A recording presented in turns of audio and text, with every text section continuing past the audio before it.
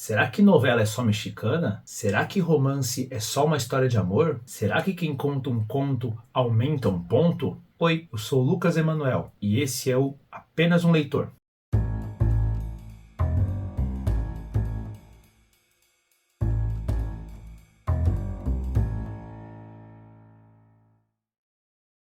O vídeo de hoje é a resposta de um amigo lá do Instagram que pediu para eu explicar melhor o que é um romance. Então, de lavada, eu já vou falar para vocês o que é conto e o que é novela também, beleza? Acompanhe esse vídeo até o final para você entender como funciona cada um desses gêneros textuais, tanto para ler quanto para escrever, ok? Mas antes da gente começar, se você gosta de literatura, já se inscreve no canal, ativa o sininho para não perder nenhuma das novidades e, ao final do vídeo, se gostar do conteúdo, curta e compartilha. Bora então! Antes da gente entender a diferença entre conto, novela e romance, é importante nós compreendermos o que é narrativa, o que é ficção e o que é prosa. Narrativa é a ação de contar histórias. Narrar é contar histórias. O ser humano é um ser extremamente narrativo. Desde o início da humanidade, os nossos antepassados se sentavam ao redor da fogueira e contavam aquilo que eles tinham visto e vivido durante o dia, além de imaginar o que havia para além dos limites do mundo conhecido. Daí a gente já tem pelo menos dois tipos de histórias diferentes. Aquelas que são inventadas, estão no campo da ficção, e aquelas que são reais, ou pelo menos aquilo que a gente entende como realidade, que estão no campo da não ficção. Na não ficção, nós temos a história propriamente dita, que fala sobre os fatos e acontecimentos de um povo ou de uma época, além das biografias, que são aquelas histórias da vida de pessoas que se notabilizaram, se tornaram famosas tanto por fatos políticos, científicos, culturais, artísticos, enfim. No campo da ficção, nós temos os mitos, as lendas, as fábulas, os causos, os contos, as novelas e os romances. Além de nós termos pelo menos dois tipos temáticos de histórias, nós também temos duas formas de contá-las. Ou nós vamos utilizar a poesia, que está preocupada com a musicalidade, com a sonoridade, com a melodia das palavras, ou nós vamos contar por meio da prosa, que está muito mais próxima da nossa fala cotidiana. Lembra? Ter um dedo de prosa é ter uma conversa. Pois bem, os dois jeitos eram utilizados para contar a história. A poesia, como eu falei, estava ligada à musicalidade e por isso as histórias eram cantadas por bardos, menestréis, aedos, acompanhados de instrumentos musicais. Eles estavam sempre preocupados com o ritmo, com a marcação rítmica das histórias. Os dois primeiros relatos que nós conhecemos desse tipo são a Ilíada e a Odisseia, que foram compostas possivelmente pelo poeta grego Homero. Quando você lê a Ilíada e a Odisseia, você percebe que existe um ritmo militar, como se fossem passos marchando para a guerra, o que faz todo sentido, pois eram relatos de guerreiros. Se você quiser que eu fale mais sobre a Ilíada e a Odisseia aqui no canal, comenta aqui embaixo, beleza? No caso da prosa, nós temos aqueles contos mais familiares, contados pelas avós na beira do fogão. Posteriormente, com a invenção da escrita e da imprensa, surgiu o conto, a novela e o romance. Então, só para a gente recapitular, esses três são narrativas, ficcionais em prosa. Narrativas porque contam histórias, ficcionais porque são inventados e prosa porque falam com uma linguagem próxima daquela do cotidiano, sem se preocupar necessariamente com a musicalidade das palavras. Beleza, mas como é que a gente diferencia um do outro? Isso é uma confusão danada. Alguns defendem que a maneira adequada de classificar o que é conto, o que é novela e o que é romance é por meio da extensão. Desse jeito, o conto fica sendo curto, a novela fica sendo mediana e o romance fica sendo longo. A gente mede isso o quê? Em metros? Não. A gente mede isso por meio da quantidade de páginas ou de palavras. Mas esse método ignora que nós temos narrativas longas como romances com uma estrutura interna de novela. Ou o contrário, medianas como uma novela, mas com uma estrutura interna de romance. E ainda, você tem contos tão longos,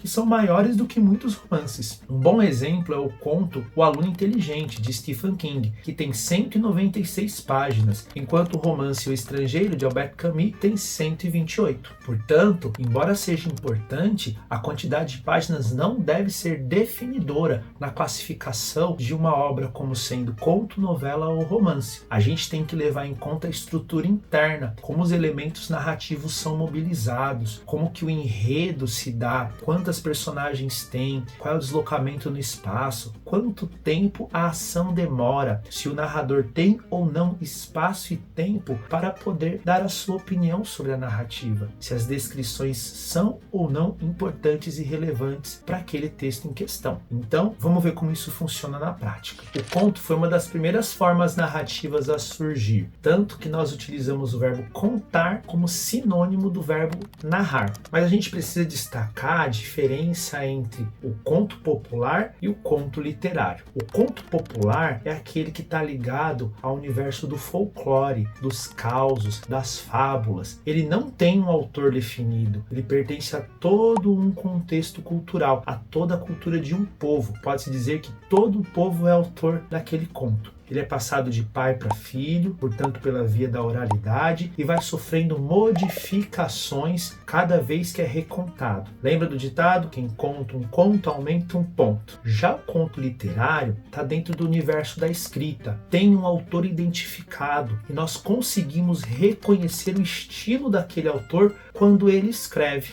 Mas de qualquer maneira, os dois tipos de conto têm a mesma estrutura básica e a mesma característica básica, que é a brevidade. E com isso não quer dizer que ele seja curto, mas que ele só vai trabalhar aquilo que é estritamente necessário para o desenrolar da história. O enredo costuma apresentar uma situação-problema só, de simples resolução. É um problema simples, resolveu, acabou. Com poucos personagens envolvidos, num curto espaço de tempo e num cenário muito bem definido e delimitado. Não tem espaço no conto para desenvolvimento de diálogos profundos ou de descrições pormenorizadas, detalhadas de cada coisa. Muito menos para o narrador dar a opinião dele ou se colocar a favor ou contra o que está sendo narrado, o que está sendo contado na história. Nós podemos pegar, por exemplo, o conto da Chapeuzinho Vermelho. Qual é a situação-problema ali? A menina desviar o seu caminho porque foi enganada pelo lobo. Quais são os personagens? A menina, a avó, a mãe, o lobo, o caçador. Qual é o espaço? Apenas o trajeto entre a casa da mãe e a casa da avó. Quanto tempo dura? Sequer um dia. Alguém pode falar, mas existem contos que se desenrolam por muitos anos. Concordo com vocês, mas tem uma questão. A ação propriamente dita acontece em alguns momentos de todos esses longos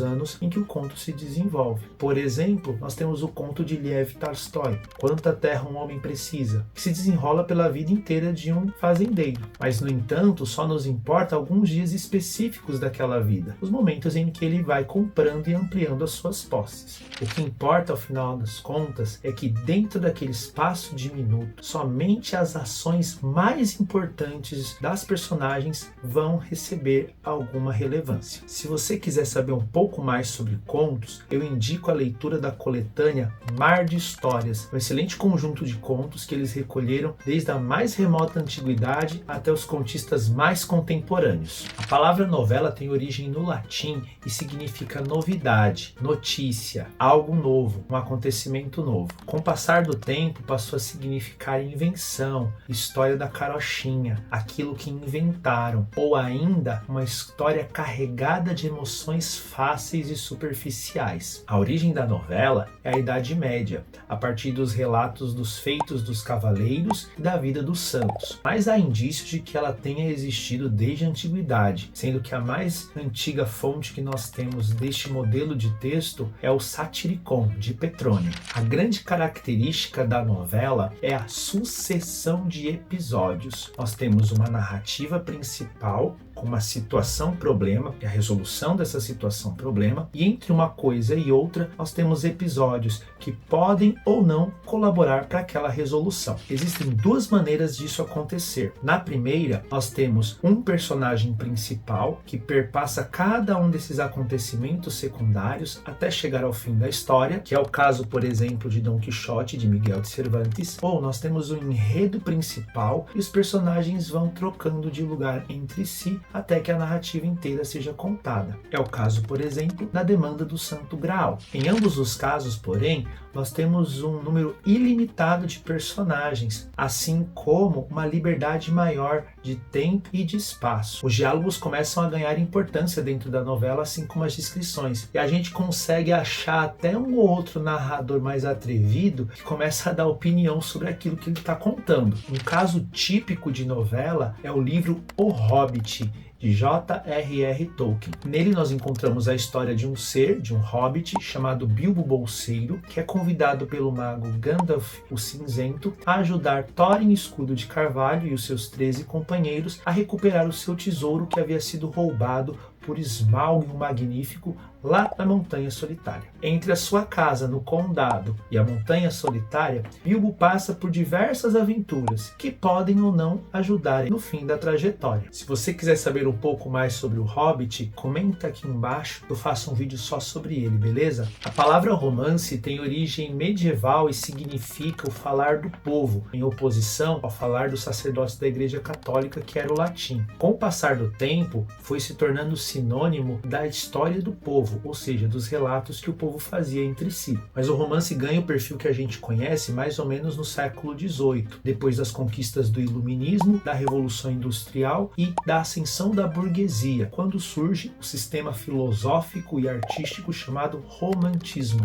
O romantismo consiste basicamente em dar centralidade ao indivíduo, aos seus sentimentos, às suas paixões, aos seus desejos dentro do contexto do mundo. E é por isso que o romântico acabou se tornando um pouco que sinônimo de coisa apaixonada, emocionada, com aqueles sentimentos sempre à flor da pele. Mas acontece que o romantismo não é só isso. A grande característica do romance nessa época é a capacidade que os protagonistas tinham de enfrentar todas as coisas do mundo a fim de alcançar os seus desejos. É como se fosse a história de uma pessoa contra o mundo, do indivíduo contra o mundo, do protagonista contra o mundo. Então, as duas características principais do romance nesse período romântico: primeiro, uma visão otimista das coisas, na qual nós temos dois personagens, geralmente um casal, que luta contra tudo e todos, enfrenta todos os desafios do meio para, enfim, impor sua vontade. E, por outro lado, uma crítica à sociedade, aos valores da sociedade burguesa. Às vezes mais sutil, às vezes mais agressivo, mas sempre está lá, de pano de fundo, uma crítica aos costumes da época. Nessa época nós temos alguns autores que se destacam: Stendhal, com seu romance O Vermelho e o Negro, e Balzac, com a sua monumental obra A Comédia Humana, uma série de romances na qual ele critica a sociedade francesa da época. No fim do século XIX, surge na Rússia um conjunto de autores que vão ser cruciais para a conformação do romance moderno. Estou falando de Fyodor Dostoiévski, Lev Tolstói, Ivan Turgenev, entre outros. A grande contribuição desse grupo de autores, que não são exclusivos da Rússia, nós temos outros no mundo inteiro, foi o aprofundamento da interioridade das personagens, que ganha uma dimensão espiritual, filosófica e até mística. Daí foi um salto para a memória se tornar uma das componentes narrativas mais importantes da modernidade, cujo grande exemplo é Marcel Proust com o seu Em Busca do Tempo Perdido. Dessa maneira, a estrutura geral do romance moderno passa a ser a representação de um mundo na qual nós temos um indivíduo que tenta se impor a todo custo diante dos desafios, mobilizando suas experiências pessoais, seus sistemas de crenças, suas dúvidas, suas angústias, suas ambições. Nesse sentido, o romance passa a ter duas ênfases. Ou ele está centrado no meio, na sociedade, apresentando o pano de fundo como mais importante que o indivíduo, que é o que nós encontramos, por exemplo, em Notre-Dame de Paris, de Victor Hugo, erroneamente traduzido como Corcunda de Notre Dame, e O Cortiço, de Aloysio Azevedo. Outra ênfase é a dos personagens, ou seja, o personagem ganha mais importância que o meio no qual ele está. É o caso de Crime e Castigo, de Dostoiévski, ou A Hora da Estrela, de Clarice Lispector, ou ainda Grande Sertão Veredas, de João Guimarães Rosa. Em todo caso, o romance suporta uma quantidade ilimitada de personagens, com núcleos de ação acontecendo paralelamente e todos contribuindo para a trama central. Com relação ao tempo e espaço, espaço, eles são os mais variáveis possíveis. Eu sempre lembro daquele romance do Georges Perec, Vida, Modo de Usar, no qual ele narra o dia a dia de um prédio de apartamentos e de lojas de conveniência, mostrando o que acontece em cada um dos apartamentos, em cada uma das unidades alugadas ou compradas ali. A grande questão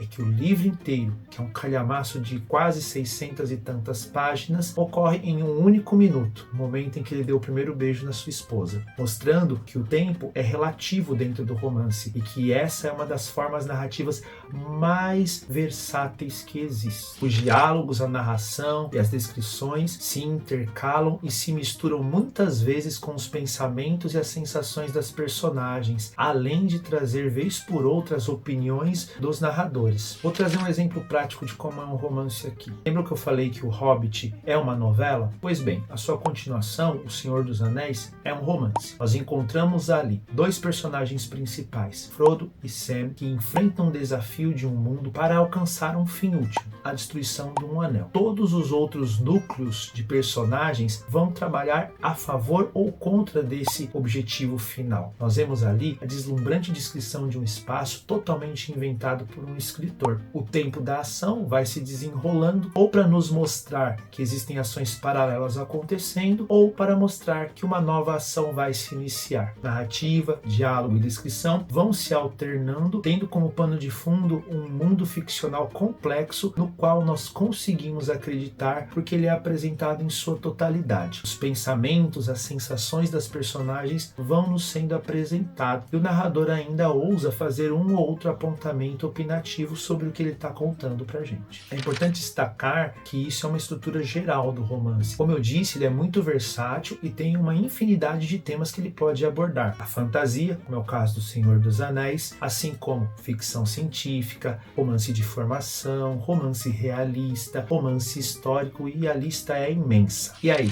Já conhecia as diferenças entre esses gêneros textuais? Conta aí o que você achou do vídeo nos comentários. Se você gostou do vídeo, deixe o seu like, inscreva-se no canal, ative os sininhos e compartilhe com mais leitores. Eu vou ficando por aqui. Boas leituras e valeu!